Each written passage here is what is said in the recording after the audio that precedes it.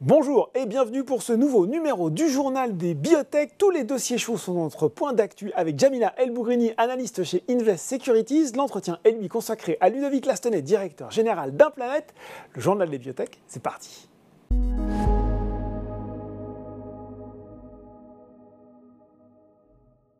Et je suis en compagnie pour notre point d'actu de Jamila El-Bougrini, analyste biotech chez Invest Securities. Bonjour Jamila.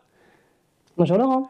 Bon, il se passe toujours plein de choses dans le secteur des biotech et surtout en ce moment, on a fait une petite sélection pour cette semaine et on avait envie de commencer par GenSight avec, on va dire quoi, plutôt une bonne nouvelle, résolution des problèmes liés aux étapes de fabrication des lots cliniques. On sait que c'est toujours un paramètre important et critique quand on fait de la thérapie génique.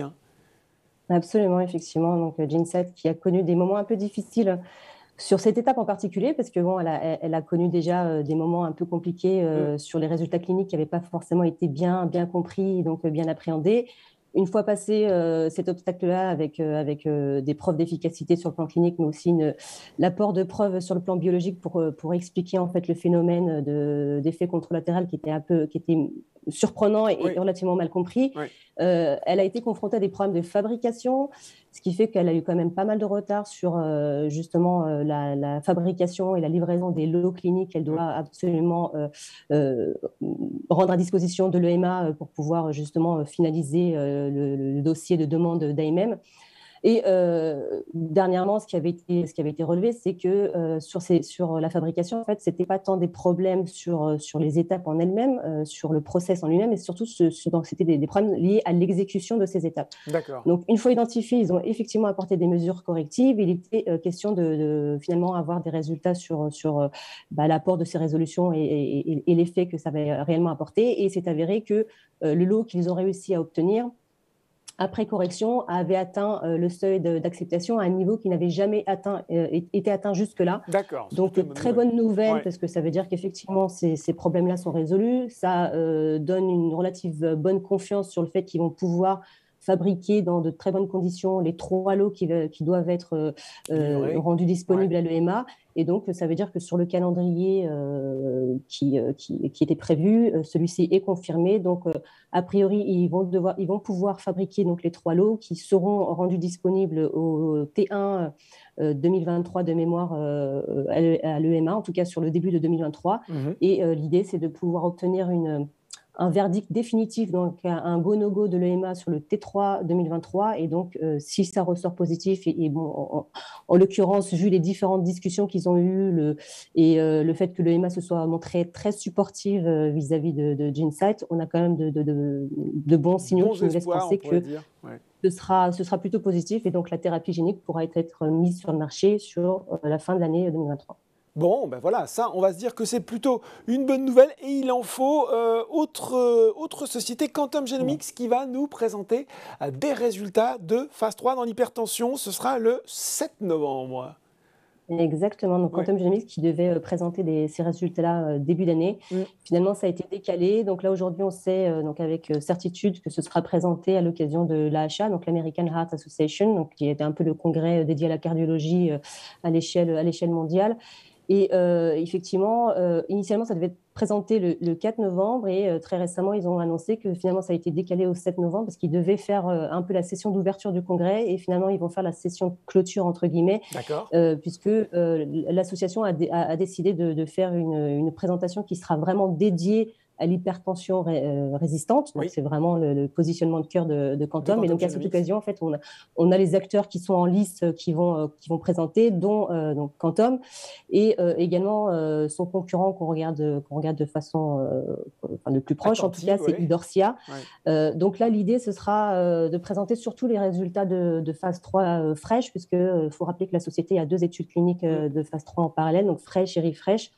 La différence essentielle entre FRESH et REFRESH, c'est que sur REFRESH, On est sur une cohorte un peu plus importante puisque cette étude a été designée pour répondre un petit peu aux exigences de la FDA, et il sera également question de regarder, de suivre en tout cas la safety, de la sécurité à long terme, puisque sur cette étude refresh sera utilisée la nouvelle formulation du Ferribastat, là où l'étude fresh en fait utilise encore l'ancienne formulation, donc qui nécessite 2 prises par jour versus une prise par jour sur la nouvelle formulation. Donc voilà, on aura quand même des premiers résultats cliniques, donc c'est le plus gros catalyseur attendu pour la société dans les prochains mois. Donc, gros rendez-vous pour Quantum sur ce rendez-vous-là. Voilà, gros rendez-vous, et on l'a noté dans notre agenda. BNews aussi, Dosé Immuno, qui a communiqué récemment sa stratégie pour les prochains mois. Et puis, on sait un petit peu plus sur la vision de son nouveau dirigeant. C'est exactement ça, effectivement. Ouais. C'est la première fois que le nouveau CEO donc, a pris la parole pour présenter le groupe. Et effectivement, à cette occasion, il a dévoilé sa vision et donc sa stratégie qui ne change pas radicalement de ce qui était la stratégie précédente de Dosé Immuno. Donc, il n'y a pas de rupture. L'idée, c'est de rester sur un business model tel que qu'on connaissait de Dosé Immuno Therapeutics, donc qui consiste vraiment à nouer des partenariats pour pouvoir se financer et ne pas nécessiter en tout cas de faire appel au marché pour pouvoir se financer, ce qui fonctionne très bien avec Osé, puisque depuis sa cotation en 2015, elle n'a eu recours qu'à 2 augmentations de capital, la première lors de son IPO et la deuxième en fin 2020. Sinon, hormis ça, elle se finance vraiment avec les milestones et upfront qu'elle reçoit de ses partenaires, donc ça fonctionne plutôt bien. La volonté du nouveau CEO, c'est vraiment de rester sur ce business model-là. Aujourd'hui, la société présente dans son pipeline 5 assets, 5 actifs en tout cas en clinique. Et donc, sa vision et sa stratégie, c'est de pouvoir en ajouter un chaque année. Donc, l'idée, c'est qu'en 2023, c'est effectivement assez ambitieux, mais en même temps, ça répond bien au modèle, business model en tout cas de la société, qui est de capitaliser sur ces 2 plateformes pour pouvoir soit développer en propre ce qu'elle peut développer en propre, sinon effectivement partenariser pour que ce soit co-développé avec un partenaire. De toute manière, in fine, la société veut vraiment rester une société R&D et n'ambitionne pas du tout de vendre en propre. Donc, même si elle développe des produits par elle-même sur des indications qui restent de petite taille, donc donc a priori nécessitent moins de coûts de développement, de toute manière, l'idée, c'est quand même d'aller partenariser pour le market access et pour la mise sur le marché. Donc, pas de rupture radicale, mais effectivement, une ambition une vision assez ambitieuse avec cette volonté d'amener en clinique un produit par an, sachant qu'aujourd'hui, elle a quand même déjà 3 produits encore en préclinique qui sont déjà prêts, qui ont montré de bonnes preuves et qui sont assez intéressants puisqu'ils sont assez...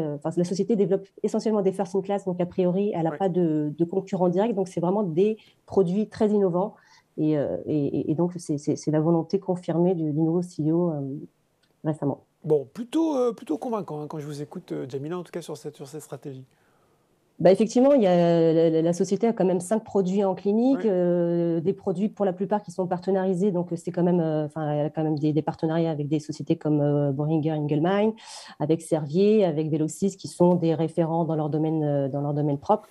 Donc, ça démontre quand même de la qualité de la recherche d'Osé Immuno Therapeutics et de sa capacité aussi à convaincre des pharma, ce qui n'est pas le cas de tout le monde et ce n'est pas donné à tout le monde. Voilà, exactement. Donc, ça témoigne quand même d'une relative qualité, d'une qualité certaine en tout cas de la R&D. Et le fait de vouloir poursuivre là-dedans, c'est effectivement plutôt une bonne nouvelle. L'autre petite chose aussi à noter, c'est que ce qu'attendait le marché aussi, c'était de savoir un petit peu ce qu'il en était du programme Tedopi, donc la phase 3 dans le cancer du poumon NSCLC, puisque c'était le principal catalyseur. On savait qu'il y avait des premières preuves d'efficacité qui étaient ressorties sur la première étape de la phase 3 qui avait été initiée avant le Covid. Et malheureusement, le Covid étant arrivé, ça a empêché le lancement de la deuxième étape. Voilà, donc il était question de savoir, de par les discussions avec les autorités réglementaires, notamment la FDA, s'il était possible, en fait, sur la base des premiers résultats, de pouvoir commencer à distribuer le produit. Donc, on est sur des patients qui sont en échec d'inhibiteurs, de checkpoint inhibiteurs. Voilà, donc c'est des patients qui n'ont pas de solution thérapeutique. Et donc, comme on avait quand même des résultats plutôt encourageants, l'idée, c'était de savoir si le produit pouvait être donné avant une AMM définitive et en parallèle lancer peut-être une étude clinique complémentaire pour pouvoir déposer une demande d'AMM définitive, en tout cas complète. Là, ça n'avait jamais été dit de façon très claire. Effectivement, sur le dernier meeting, en tout cas le dernier call qui a été fait avec le nouveau CEO, ça a été dit très clairement qu'il était aujourd'hui la décision n'était pas prise, mais que eux s'orientaient plutôt sur une nouvelle phase 3 très probablement. En tout cas, c'est le scénario le plus probable selon eux. Ouais. La décision finale devrait tomber en 2023 et donc ils espèrent pouvoir initier cette nouvelle phase 3 en 2023. Donc c'est ce qui avait d'ailleurs provoqué une petite chute du titre il y a 2 semaines. C'était le fait qu'aujourd'hui on était clairement, il était clairement dit que ce serait très probable que ce soit ce scénario-là qui soit privilégié, ce qui évidemment suppose donc un décalage dans la mise sur le marché et puis surtout en fait des coûts supplémentaires pour pouvoir porter cette phase 3.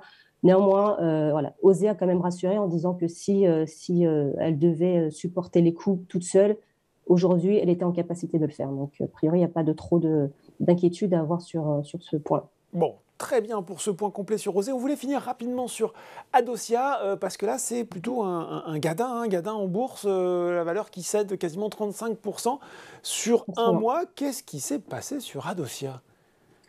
Quand on regarde ce qui s'est passé sur le plan du news flow et sur le plan opérationnel, il n'y a pas grand-chose de négatif. Au contraire, la société va présenter des résultats de phase 2 plutôt encourageants sur la combinaison de traitements destinés aux patients qui souffrent de diabète de type 1, où là, effectivement, ils ont réussi à démontrer une perte de poids significative, donc qui était plutôt à l'avantage des patients. Donc, c'est plutôt sur le plan financier qu'on trouve l'explication. Ouais. En fait, si on regarde bien, en fait, la chute s'est vraiment amorcée le 19 septembre, donc il y a 15 jours, quand ils ont fait la publication de leur RNS1. Et le point d'inquiétude, je crois avoir en tout cas identifié ce point d'inquiétude, c'est que la société a annoncé que elle avait une position de trésorerie qui était relativement courte. J'ai envie de vous dire, c'est rarement autrement dans le cas de la biotech. On est quand même sur un secteur où les sociétés ont besoin de se refinancer régulièrement. Néanmoins, on est sur une trésorerie qui est relativement courte et la société a indiqué, sans d'autres précisions, avoir signé une lettre d'intention pour un accord de financement de 6 millions d'euros qui pourrait être lancé au T4 et ils n'ont pas précisé la nature de ce financement-là, mais il semblerait que le marché craigne qu'il s'agisse d'obligations convertibles en actions. Et donc, effectivement, quand on parle d'obligations convertibles en actions, la crainte des actionnaires, c'est toujours l'effet dilutif. Et il se trouve que la société avait déjà eu recours à ce genre en tout cas de financement. Et je pense que c'est le point qui inquiète aujourd'hui, c'est le fait qu'on a une trésorerie qui est relativement courte, que le moyen, en tout cas le levier le plus probable qui soit identifié à ce jour, ce soit peut-être des OCA, et que du coup, il y ait cette crainte de dilution ou d'aller peut-être vers de la dette, sachant qu'il y a aussi un autre point, c'est qu'aujourd'hui la société, en dehors de ces 6 millions d'euros, à fin juin, avait un peu moins de 24 millions d'euros en cash. D'accord. Donc, ce qui représente une visibilité financière relativement courte parce que ça porte jusque la fin de l'année. Et en parallèle de ça, sa position de dette est de 23 millions d'euros. Donc, on a à peu près autant de dettes que de cash. Donc, ça veut dire que la dette nette est vraiment nulle. Donc, voilà, mis en parallèle, on peut comprendre le fait ce sentiment d'inquiétude. Ce sentiment qu'effectivement, financièrement, la société n'est pas dans les meilleures conditions. Bon, et bien voilà, merci pour ce point très complet sur l'actualité. Jamila El-Bourrini, analyste chez Invest Securities. Merci Laurent. Tout de suite, dans le journal des biotech, c'est l'interview.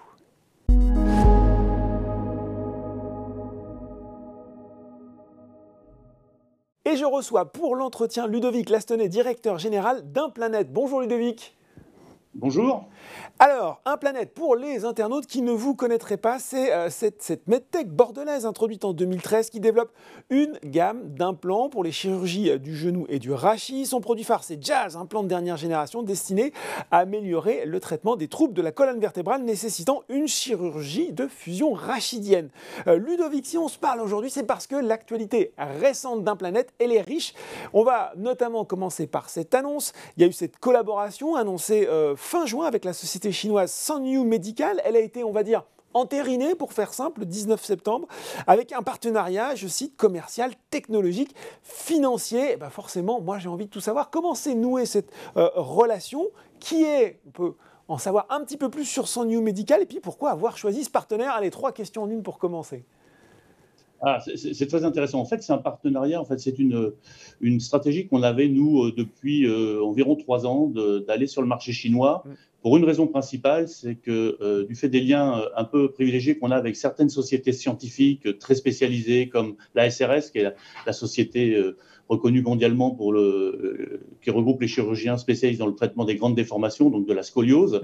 On avait rencontré des chirurgiens chinois qui étaient très intéressés par la technique que nous avions développée, JAS, donc la technologie de bande sous la mer pour le traitement de la scoliose. On avait rencontré ces gens-là lors de visites à la PHP à Paris, tant à Robert Debré qu'à Georges Pompidou, et ces gens-là réclamaient la bande sur le marché chinois. Mais on avait quand même un frein, parce que la Chine, ça fait un peu peur pour une toute petite société française, et comment aborder ce pays-là. Et c'est vrai que depuis 3 ans, on regardait, nous, en interne, avec les équipes marketing, avec les équipes ventes, et aussi avec notre direction médicale, comment aborder ce pays-là.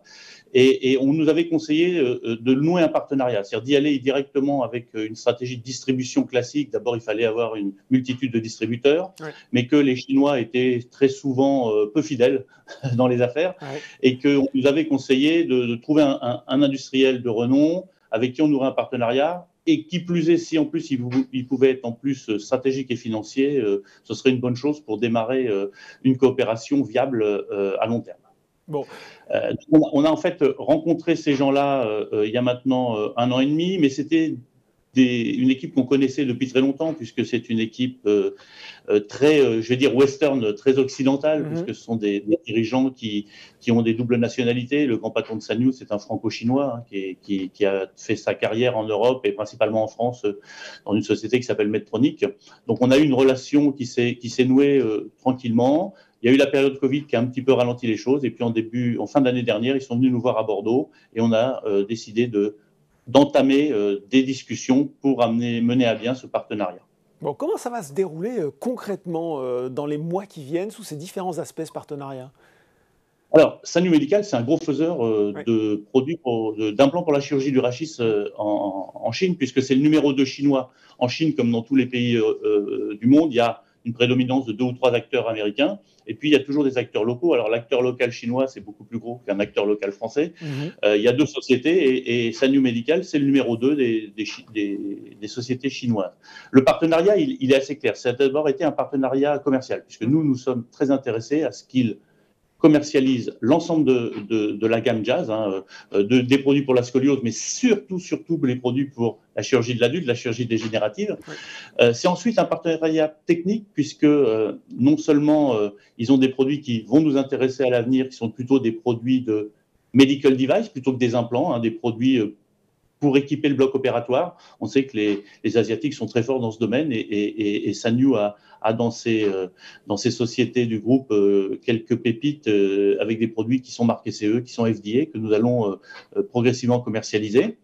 Un partenariat technologique, parce qu'ils ont aussi certaines avancées en termes d'implants que nous allons utiliser pour finaliser le développement de gamme de produits que nous avions démarré avec nos moyens à Planète depuis maintenant 1 an et demi, et on souffrait un petit peu du manque de capacité financière pour les mener à bien. Et puis surtout, troisièmement, un partenariat financier, puisque évidemment, on est dans le cœur de l'histoire, puisque dès demain commence le trading des DPS sur Euronext, et Sanyo va monter progressivement au capital en faisant une participation importante et nécessaire au capital d'un Planète. Alors justement, on va y revenir dans le détail, mais puisqu'on s'intéresse au volet financier, pourquoi maintenant, et puis pourquoi ouvrir votre capital à Sanyo Medical? Alors, pourquoi maintenant? Ça fait 3 ans qu'on discute avec eux. Donc c'est vrai que c'est pourquoi maintenant. On aurait dû faire cette opération en début d'année. Ça a été repoussé avec le confinement à Shanghai, où ils ont passé plus de 60 jours enfermés chez eux. Donc c'est vrai que tout ça, ça a un petit peu repoussé les choses. Deuxièmement, on avait, nous, une vraie volonté avec le management, avec l'équipe, avec le conseil d'administration de structurer notre capital. Et on avait aussi une véritable volonté de se désengager des financements de type OCAPSA, qui sont très dilutifs et surtout qui sont un peu de la course en avant. C'est-à-dire qu'on ne va pas, entre guillemets, cracher sur ce que l'on a fait depuis maintenant 5-6 ans. Mais c'est vrai qu'on avait besoin, un plan, d'avoir un peu de visibilité en stabilisant le cours de bourse et en essayant de recréer de la valeur, parce qu'on estime quand même qu'aujourd'hui, une société qui est aux alentours entre 8 et 9 millions de chiffre d'affaires, valorisée 4 millions, avec la technologie que l'on a, avec cette technologie unique, avec aujourd'hui nos parts de marché, tant sur le marché français que nos performances aux États-Unis, on estime qu'aujourd'hui la market cap d'un Planète est largement sous-évaluée. Donc c'était important pour nous de faire rentrer, de structurer, et de structurer, je pense, on pense qu'avec un industriel, c'est quand même un gros pas en avant pour la société plutôt que de faire rentrer des fonds d'investissement. Bon, un gros pas en avant pour la société. Alors, question importante quand même, on va rentrer dans le détail. Il y a eu beaucoup de questions d'actionnaires sur on peut le dire, la complexité de l'opération. On le rappelle, il y a une levée de fonds globale de 5,5 millions d'euros qui comprend une augmentation de capital. Vous m'arrêtez si je dis des bêtises, de 2,98 millions via des émissions d'APSA avec maintien du DPS, on l'a vu, plus une émission de BSA, de bons de souscription d'actions, qui permettent une levée de fonds complémentaire de 2,98 millions d'euros. Et on rappelle que pour cette opération, il y a un engagement de souscription de 5 millions d'euros, donc elle est en grande partie sécurisée de la part de Sanyu. Dit comme ça, Ludovic Lastonnet, ça donne un peu la migraine, mais vous allez m'expliquer le rationnel derrière l'opération et à quoi surtout vont servir ces fonds. Voilà. Alors, c'est vrai que ça peut paraître complexe, mais c'est la complexité d'Euronext, c'est la complexité d'une société cotée. Pour pouvoir faire une augmentation de capital, de solutions, soit on fait ce qu'on appelle un tour privé avec des résolutions réservées à des acteurs qui peuvent être des fonds d'investissement ou des acteurs du métier. Mais ça implique, ce qui se passe, c'est que bien évidemment, il n'y a qu'un acteur qui va mettre et ça va diluer énormément les actionnaires existants. Donc nous, on a privilégié, comme on l'avait fait par le passé, privilégié l'opération avec DPS, un engagement ferme et définitif puisqu'on veut sécuriser. Et Sanyu, dans nos diverses discussions, bien évidemment, on a identifié ce besoin de trésorerie de l'ordre de 4 à 6 millions d'euros pour aller atteindre l'équilibre. Et c'était ça qu'ils voulaient apporter à un Planète pour avoir maintenant un horizon et un horizon qui s'éclaircit. Mais eux comme nous, et ça je tiens à le dire, eux comme nous souhaitaient faire cette opération avec conservation des droits préférentiels de souscription pour pouvoir permettre aux actionnaires existants, qui sont en majorité des petits porteurs sur un Planète, qui nous ont fait confiance, qui ont été largement dilués dans les années passées et qu'on souhaitait aujourd'hui, à qui on souhaitait aujourd'hui permettre de pouvoir souscrire afin d'éviter une surdilution lors de cette opération. Bon. On est en train de créer de la valeur. Si on avait fait un tour privé classique, il y aurait eu encore une décote sur le cours, comme vous l'avez mentionné. On va avoir un premium, c'est quand même assez exceptionnel. C'est-à-dire qu'aujourd'hui, sur un cours qui tourne entre 0,17 et 0,19 centimes d'euros, on a Sanyu qui, dans un premier temps, va investir la première tranche à 0,28 et la seconde tranche déjà engagée, puisqu'on a le bon de souscription, on a l'origine des fonds, on sait exactement que l'argent va arriver au cours du mois de février ou mars à 0,32. Donc on a création de valeur immédiate, ce qui est quand même assez paradoxal dans la situation actuelle du marché. Donc voilà, c'était ça. Alors, complexe, oui, parce que c'est propre à ce type d'opération et c'est vrai que ça donne un peu le tournis. Et surtout, c'est très long parce qu'entre le moment où on lance et le moment où on va récupérer les fonds, il se passe 4 semaines. Si on avait fait une opération straight, on aurait fait 5 millions d'euros d'augmentation de capital, dilution pour tout le monde, y compris pour les actionnaires fondateurs dont je fais partie. Là, on a préféré privilégier cette opération avec donner la possibilité aux actionnaires actuels de participer par le biais des DPS. Bon, c'est clair. Excusez-moi, moi je me projette toujours un petit peu en avant. Est-ce qu'à terme, une OPA de Sanyu Medical sur un Planète, c'est de l'ordre de l'envisageable? Alors, on ne peut jamais dire jamais. Aujourd'hui, ce n'est pas envisagé par Sanyu, tout au moins dans les échanges qu'on a avec eux. Alors, pour le moment, ils ne sont pas encore au capital, donc c'est vrai que... Je vais un peu vite en besogne. Bon, maintenant, c'est une chose qui est certaine. La volonté de Sanyu, c'est d'occidentaliser leurs relations leurs relations commerciales, leurs relations technologiques. Ils sont persuadés qu'ils ont des technologies qui peuvent se commercialiser dans les pays de l'Ouest. Alors, quand je dis les pays de l'Ouest par rapport à la Chine, donc c'est l'Europe principalement continentale où nous, on est assez fort. C'est les États-Unis où on a notre petite tête de pont et Planet America. Et ils sont très intéressés par ça. Ils sont très intéressés par l'équipe. On se connaît depuis très longtemps, tant sur le point R&D que marketing. C'est des gens qu'on rencontrait régulièrement. Et ils sont surtout très intéressés par garder cette emprise française. Et surtout, et à notre grande surprise, il y a 6 ou 8 mois, quand on a commencé à parler de l'opération, ils souhaitent conserver la cotation sur Euronext. Bon. Donc, une OPA, je ne peux pas dire non. Je pense que la philosophie est plus vers quelque chose de constructif que d'aller chercher à tout prix des parts de capital ou une majorité. Une fois qu'on a dit tout ça, il va falloir maintenant m'expliquer ce que ça donne, en termes d'horizon financier pour Implanet, parce que je crois que la trésorerie, avant, elle était au 30 juin dernier autour de 500 000 €, si ma mémoire est bonne, ou si j'ai bien noté. Et puis surtout, voilà, il y a des fonds qui vont rentrer. Quels vont être les développements d'Implanet durant les mois, les années qui viennent? Qu'est-ce qu'on se met désormais à l'agenda? Alors, comme vous l'avez dit, la trésorerie était très tendue à fin juin. On avait des systèmes de financement qu'on a volontairement stoppés suite à la dernière Assemblée générale. On a véritablement voulu stopper les OCAPSA. Donc, c'est vrai qu'on marche, comme il faut dire, sur un filet de gaz. Mais on sait aujourd'hui qu'on a cet argent qui va rentrer et on le sait depuis maintenant, avec un engagement ferme depuis maintenant 2 mois. Il fallait juste le temps de mettre en place l'opération. Les 5 millions d'euros aujourd'hui, c'est ce qu'on a identifié pour pouvoir aller à l'objectif qui est toujours le même, mais qui se repousse d'année en année, malheureusement, qui est l'objectif d'équilibre financier. Qui dit équilibre financier dit chiffre d'affaires. Pour avoir un chiffre d'affaires substantiel qui va nous permettre d'aller à cet équilibre financier, aujourd'hui, il est impératif qu'on se ressente sur le rachis, ce que l'on a fait, puisque je vous rappelle que dans les 12 derniers mois, on a cédé notre activité genou à un groupe français qui aujourd'hui a repris cet actif, même si on est toujours contract manufacturer, c'est-à-dire on fabrique pour eux puisqu'on est détenteur du marque HE, mais aujourd'hui on n'a plus du tout d'activité dans la prothèse de genou. Je rappelle que le groupe Menix qui a fait l'acquisition du genou nous doit encore des milestones, des points de versement d'argent qui va arriver aussi sur les 3, 6 et 12 mois. Il reste à peu près 2 millions d'euros qui doivent retomber aussi dans les caisses d'Implanet. Et l'argent de Sanyu aujourd'hui va plutôt être dédié à continuer le recentrage sur le rachis. On a fait l'acquisition de l'OSD et on a surtout des grands projets de développement de produits qu'on avait initiés il y a 1 an et demi. Ils sont très intéressés par la techno qu'on avait commencé à développer, mais on manquait un petit peu d'essence, de gaz, pour pouvoir aller plus vite. L'objectif des 5 millions d'euros de Sanyu, c'est ce qu'on aurait pu faire en 3 ans, on va essayer de le faire en 1 an et demi. Alors, je mets toujours le bémol de tout ce qui est la partie réglementaire, mais c'est vrai que ça nous permet d'aller beaucoup plus vite, puisqu'on va avoir plus de moyens. Qui dit plus de moyens, dit la possibilité d'aller plus vite sur des développements, sur des engagements qu'on n'aurait pas pu prendre en restant simplement Implanet aujourd'hui. Et dernièrement, ça va aussi nous permettre d'utiliser leurs capacités. Aujourd'hui, ils ont tout un centre de développement produit en Chine, ils ont un centre de test produits.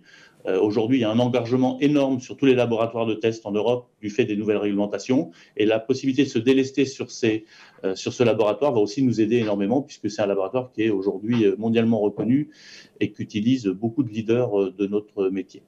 Ludovic, vous l'évoquiez, il y a cette quête d'atteinte du point d'équilibre, il y a eu cette augmentation, cette belle croissance du chiffre d'affaires, plus 58% au premier semestre. À quand vous le voyez, ce fameux point d'équilibre désormais? Ça c'est une bonne question. On a des plans. Aujourd'hui, si on est capable de déployer l'ensemble des produits qui sont dans le pipe chez Implanet, qui ne sont pas des révolutions, qui sont juste des évolutions, qui sont des compléments, qui sont des évolutions des produits existants tant chez Implanet qu'OSD, mais qui vont nous permettre de pouvoir offrir maintenant, d'avoir une offre globale commercialement, ce qui est de plus en plus demandé par les appels d'offres, demandé par aujourd'hui tous les groupements de cliniques. Et vous n'êtes pas sans savoir que même en France, c'est en train de se regrouper énormément avec des centrales d'achat qui demandent des fournisseurs un peu globaux.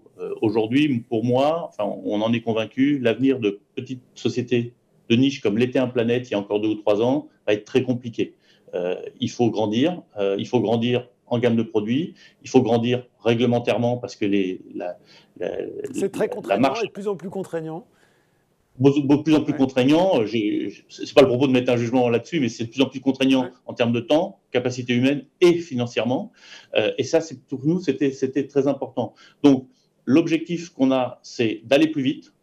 Les produits qu'on devait mettre sur le marché en fin 2024, début 2025, dans notre timing de développement, ils vont arriver mi-2023, fin 2023. D'abord aux États-Unis, parce que le 510K, c'est beaucoup plus simple, puis ensuite en France. Donc tout ça, ça nous donne des perspectives. Alors, c'est toujours difficile de faire de la prospective, mais des perspectives d'équilibre sur fin d'année 2024, début 2025. Mais encore une fois, les fonds levés aujourd'hui avec Sanyu nous permettent, même dans les scénarios les plus pessimistes, d'aller atteindre ce point d'équilibre, qui est, je le répète encore une fois, notre objectif principal. Bon, et bien voilà, le cap est tracé, on a une date et puis on a les moyens d'y arriver. Merci beaucoup pour ces explications, Ludovic Lassonnet, directeur général d'Implanet. Beaucoup. Le journal des biotech, c'est fini pour aujourd'hui. On se retrouve dans 2 semaines pour un nouveau numéro.